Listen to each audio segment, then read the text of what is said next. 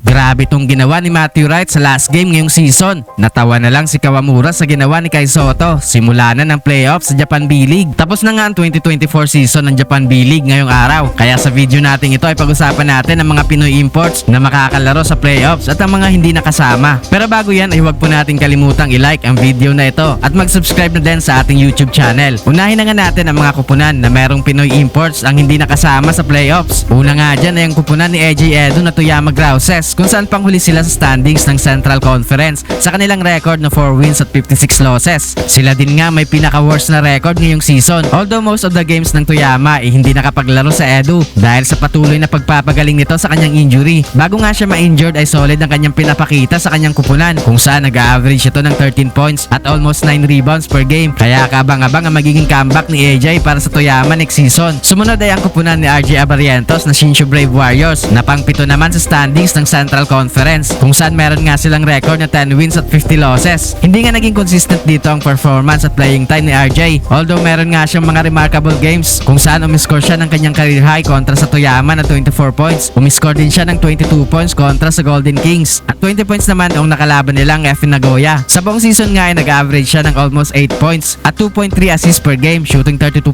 sa 3-point line. Sunod ay ang kupunan naman ni Dwight Ramos na Levanga Hokkaido, kung saan pang-pito sila sa standings ng Eastern Conference sa kanilang record na 17 wins at 43 losses. Hindi din nga naging consistent ang performance ni Dwight kahit malaki ang playing time na binibigay sa kanya, kung saan nag-average ito ng 10.7 points, 3.8 rebounds at 2.4 assists per game sa kanyang 27 minutes na playing time. Sumunod naman ay ang kupunan ni Matthew Wright na Kyoto Hanares, kung saan panghuli naman sila sa standings ng Western Conference sa kanilang record na 17 wins at 42 losses. Decente naman nga pinapakita ni Wright para sa kanyang kupunan, kung saan nag-average ito ng 14 points at 3.2 assists per game sa kanyang 28 minutes na playing time. Umiscore nga ito ng 37 points kontra sa Saga Ballooners last month, kung saan nagkaroon siya dito ng game-winning 3-point shot sa katatapos lang na game nila ngayon kontra sa Nagasaki Velka. Ay grabe nga naging performance dito ni Matthew Wright, kung saan kumuha ito ng 25 points na umabot pa ang game na ito sa double overtime. Nakakabilib nga itong ginawa ni Wright sa kanyang half-court shot before the buzzer to tie the game, na dahilan kaya umabot ang laro sa dalawang overtime.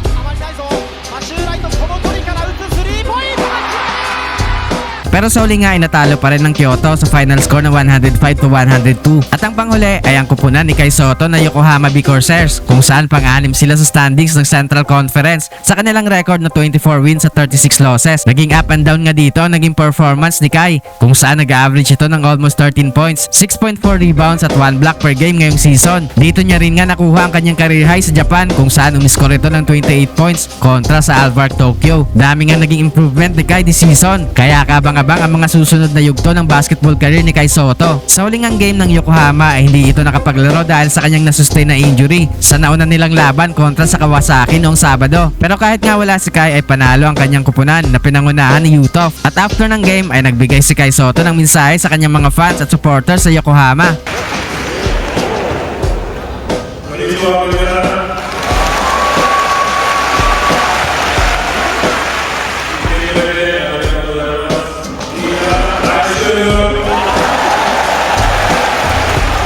Ang mga kupunan naman nga na mag-a-advance sa playoffs na merong Pinoy imports ay ang San Antonio Phoenix, kung saan naglalaro nga dito si Terdy Ravenna, at ang Nagoya Diamond Dolphins, kung saan naglalaro naman dito si Bobby Ray Parks Jr. Isa nga itong breakout year para kay Terdy Ravenna para sa San N, kung saan nag-average ito ng 12.5 points, almost 3 assists at almost 5 rebounds per game. Nangunguna din nga ang kanyang kupunan sa standings ng Central Conference sa kanilang record na 46 win at 14 losses. Ang kupunan naman ni Bobby Ray Parks Jr. na Nagoya Diamond Dolphins ay kasalukuyang pangalawa sa standing ng Western Conference sa kanilang record na 40 wins at 19 losses, kung saan hindi nga gaano naging consistent ang performance ni Ray Parks this season, kung saan nag-average lang ito ng 9 points, 3.7 rebounds at 2.2 assists per game. Pero abangan natin kung magkakaroon siya ng mas magandang performance ngayong playoffs. Yun lamang po para sa video ito. Huwag po natin kalimutang mag-like at subscribe sa ating channel.